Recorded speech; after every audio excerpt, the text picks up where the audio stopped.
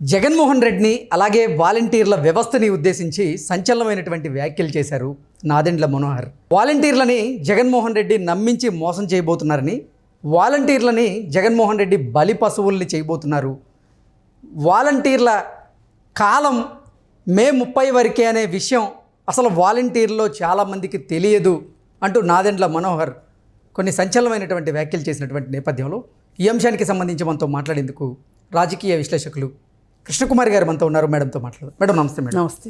Madam, వాలంటీర్లని Jaganmohan రెడ్డిని ఉద్దేశించి నాదెండ్ల మనోహర్ సంచలనమైనటువంటి వ్యాఖ్యలు చేశారు. వాలంటీర్ల సర్వీసు మే 30తో ముగియనుంది అని అసలు వాలంటీర్లకే తెలియదని, వాలంటీర్లని జగన్మోహన్ రెడ్డి బలి పశువుల్ని చేస్తున్నారు అంటూ కూడా ఆయన సంచలనమైనటువంటి వ్యాఖ్యలు చేశారు. ఏంటి మేడం ఆయన వ్యాఖ్యల వెనక ఉద్దేశం ఏంటంటే ఏం చెప్తారు? ఆయన వ్యాఖ్యల వెనకమాల అసలు వాలంటీర్ వ్యవస్థలో ఉన్న లోటుపాట్లు కావచ్చు, లొసుగులు కావచ్చు, అసలు ఏముంది దాని లోపల అనేది ఆయన మొత్తం గమనించారు. అసలు వాలంటీర్ వ్యవస్థని మొత్తం ఆయన తిరగేసి చూస్తే దానిలో తేలింది ఏంటి అంటే, ఎందుకు చూశాడు అంటే, ఈ మధ్య కొంతమంది చేత బలవంతపు రాజీనామాలు చేయిస్తున్నాడు. వాళ్ళ చేత చేయించితే మొత్తం వాలంటీర్లు అందరూ కూడా సంఘటితం అవుతారు. వాళ్ళందరూ కలిసి మళ్ళీ జగన్మోహన్ రెడ్డి వస్తేనే మనకు ఉద్యోగ భద్రత ఉంటుంది అని వాళ్ళు నమ్ముతారు అనేది జగన్మోహన్ రెడ్డి వ్యూహం. పైగా వాళ్ళతోటి మీరేమి పనులు చేయించడానికి వీల్లేదు, వాళ్ళ ఫోన్లు వాళ్ళ ట్యాబ్లు అన్నీ కస్టడీలో పెట్టాలి అని చెప్పిన తర్వాత ఇక వాళ్ళకేంటి అంటే ఇక మన ఉద్యోగం ఉంటుందో ఉండదో అనే ఒక అభద్రతతోటి వాళ్ళు ఉండి మళ్ళీ జగన్మోహన్ రెడ్డిని గెలిపించుకోవాలి అని అనుకుంటారు అని జగన్మోహన్ రెడ్డి ఉద్దేశం. అయితే ఈ మధ్య ఆయన వాలంటీర్లు మీ జీవితాలు నాశనం అయిపోతాయి, నేనైతేనే కొనసాగిస్తాను అది ఇది అని జగన్మోహన్ రెడ్డి మాట్లాడతాం విన్నాడు. విని అసలు మొత్తం దాంట్లో ఏముందో చూద్దామని చెప్పి ఆ జీవో తెప్పించి చూస్తే అందులో ఉన్నది ఏంటి అంటే, మే 31వ తారీఖు తోటి వాళ్ళ సర్వీసు అంటే ఉద్యోగ ఒప్పంద నియామక పత్రాలు ఉంటాయి, దానిలో 31 తోటి క్లోజ్ అని ఉంది. అయితే ఇది క్లోజ్ అవ్వకుండా ఉండాలి అంటే ఈ ఎలక్షన్ కోడ్ రావటానికి ముందే ఒక సైన్ పెట్టి ఉండాల్సింది, నేను ఇంకొంతకాలం కొనసాగిస్తున్నాను అని చెప్పి. ఎవరికి? వాలంటీర్లకి. ఈ పని చేస్తే గనక ఎలాగూ మనకు ఉద్యోగం ఉంటుంది కదా, ఎందుకు జగన్మోహన్ రెడ్డి దగ్గర వెట్టి చాకరీ చేయాలని వాళ్ళు అనుకుంటారు అని చెప్పి ఈయన ఏం చేశాడు తెలివిగా, నేను పదవిలోకి వచ్చిన తర్వాత ఫస్ట్ సంతకం మీకే చేస్తాను అన్నంత లెవెల్లో, అంటే ఎవరు అడిగితే వాళ్ళకి ఫస్ట్ సంతకం అని చెప్తున్నాడు.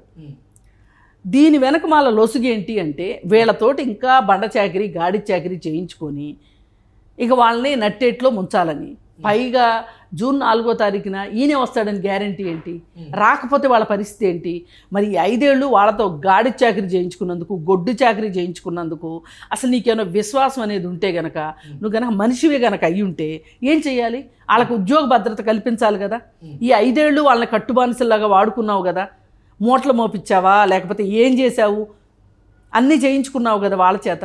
మరి వాళ్ళకి ఎందుకు ఒక భద్రత కల్పించలేకపోయావు నువ్వు? నీకు ముందే తెలుసు వాళ్ళ ఉద్యోగం మే 31తో అయిపోతుంది అని తెలిసినప్పుడు కూడా నువ్వు ఎందుకు చేయలేకపోయావు? చేసుంటే నిన్ను కనీసం వాళ్ళు శబాష్ అని అనుకునేవాళ్ళు కదా, ఏమోలే మా కోసం చేశాడని అనుకునేవాళ్ళు కదా. సరే, ఏది ఏమైనా వాళ్ళని గొంతు కోసాడు. వాలంటీర్లని, చదువుకున్న పిల్లల్ని ఇదేదో గవర్నమెంట్ ఉద్యోగం అనేటట్లు భ్రమింపజేసి వాళ్ళని ఇబ్బందుల పాలు చేశాడు. సరే, ఈ ఇబ్బందుల పాలు చేసిన తర్వాత ఇప్పుడు వాళ్ళకి సంబంధించి పకడ్బందీ అయిన విషయం ఏది ఆయన మేనిఫెస్టోలో పెట్టలా. వాలంటీర్ల గురించి నేను మళ్ళీ నియామక పత్రాలు ఇస్తానంటున్నాడు తప్పితే, అంటే ఎక్స్టెన్షన్ ఇస్తానంటున్నాడు తప్పితే సర్వీస్కి ముందే ఎందుకు చేయలేదు అని వాళ్ళు ప్రశ్నించలేరు కదా పాపం. పైగా వాళ్ళతోటి ఇప్పుడు కూడా వాళ్ళని వాడుకుంటున్నాడు, వాళ్ళతో బలవంతంగా రాజీనామాలు చేయిస్తున్నాడు. రాజీనామాలు చేయించి వీళ్ళందరూ మాకు మళ్ళీ జగన్మోహన్ రెడ్డే కావాలి అనే పరిస్థితి కల్పిస్తున్నాడు.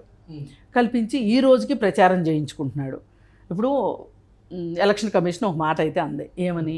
ఎక్కడైనా సరే వాలంటీర్లు అధికార దుర్వినియోగానికి గనక పాల్పడితే గనక మీరు ఓటర్కి కంప్లైంట్ చేయండి అని. ఎంతమంది చేస్తారు చెప్పండి? ఎంతమంది ఆ చేయడానికి ముందుకు వస్తారు చెప్పండి? అయ్యే పనేనా అది? అసలు అలా కాకుండా అసలు ఎన్నికల కమిషను ఇంకా పకడ్బందీ చర్యలు కూడా తీసుకోవచ్చు కదా, తీసుకోలేదు. దీనికి నాదెళ్ల మనోహర్ చెప్పేది ఏంటి అంటే, ఈ రకంగా వాళ్ళని మోసం చేశాడు, వాళ్ళ గొంతు కోసాడు, మరి వాలంటీర్లకి ఇంత అన్యాయం చేస్తాడా జగన్మోహన్ రెడ్డి అని ఆయన ప్రశ్నిస్తున్నాడు. మనం కూడా ఒక మాట ఈ విషయంలో చెప్పాల్సింది ఏంటి అంటే, ఇవాళ కూటమి, తెలుగుదేశం పార్టీ కావచ్చు, జనసేన కూటమి, ఈ కూటమి వీళ్ళు ఉన్నారు. ఇప్పుడు వాళ్ళకి ఆపోజిట్గా ఉన్నది గెలవగలిగింది కూటమే కాబట్టి ఈ కూటమి చేయాల్సింది ఏంటి అంటే, వీళ్ళని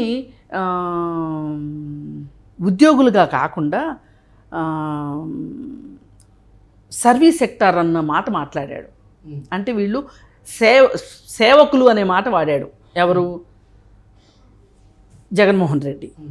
అందుకోసం ఏంటి అంటే, ఈ 5 సంవత్సరాల కాలాన్ని వీళ్ళు ఇప్పుడు మళ్ళీ రేపొద్దున మే 31 తర్వాత వీళ్ళు నిరుద్యోగులు అవ్వబోతున్నారు.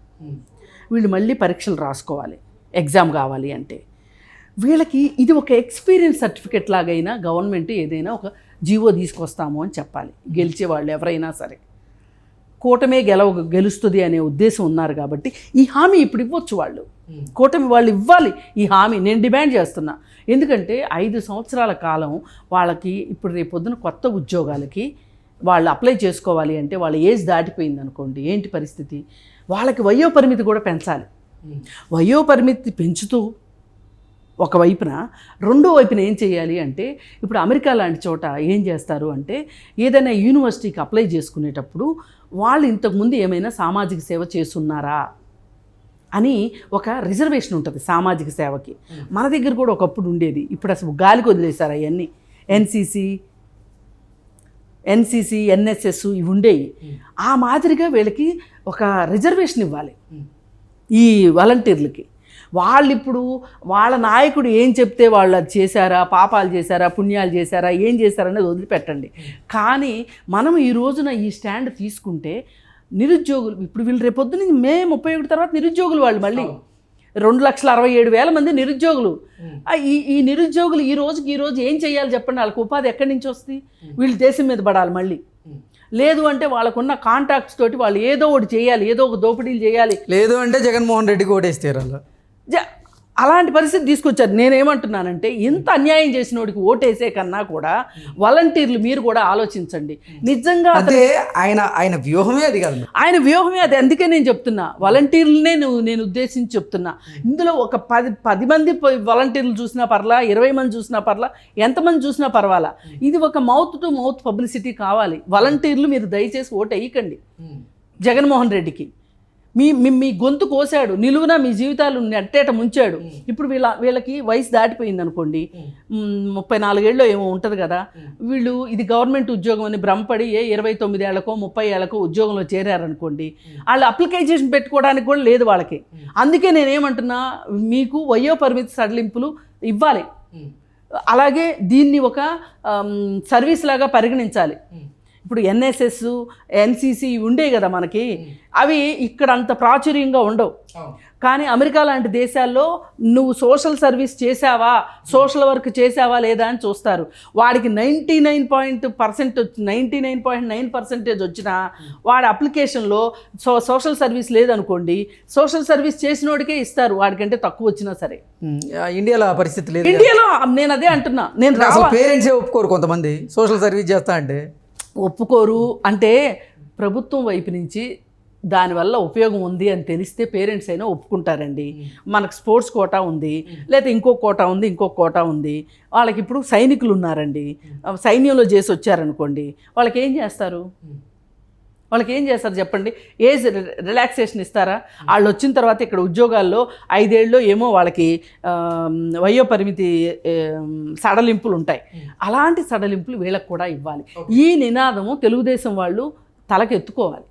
ఎత్తుకుంటేనే వాళ్ళకి న్యాయం జరిగినట్టు, లేదంటే వాళ్ళు అన్యాయం అయిపోతారు పాపం. నాకు మొదటి నుంచి కూడా వాలంటీర్ల గురించి వాళ్ళు చేసే కొన్ని దుర్మార్గాలు, విధి లేని పరిస్థితిలో చేసిన వాటిని పక్కన పెట్టేసేస్తే మిగతా వాళ్ళందరూ అమాయకుల్లాగా సంచులు మూటలు మోయటం నేను నా కళ్ళారా చూశాను ఆంధ్రాకి వెళ్ళినప్పుడు. ఇంట్లో బాగానే ఉంటారు ఇంట్లో వాళ్ళు. వాళ్ళకి రేషన్ ఎందుకు ఇవ్వాలి చెప్పండి? వీళ్ళు తీసుకొచ్చి ఎందుకు ఇవ్వాలి? జగన్మోహన్ రెడ్డి వీళ్ళని ఒక గూఢచారులుగా వాడుకున్నాడు.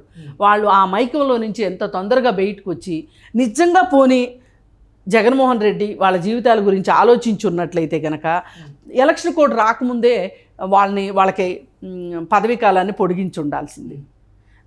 నమ్మిన వాళ్ళని నట్టేట ముంచడంలో జగన్మోహన్ రెడ్డి తర్వాత ఇంకెవ్వరు జగన్ రెడ్డికే సాధ్యమని ఇది చూసిన తర్వాత నాదెళ్ల మనోహర్ బయట పెట్టిన డాక్యుమెంట్ చూసిన తర్వాత అర్థమవుతుంది.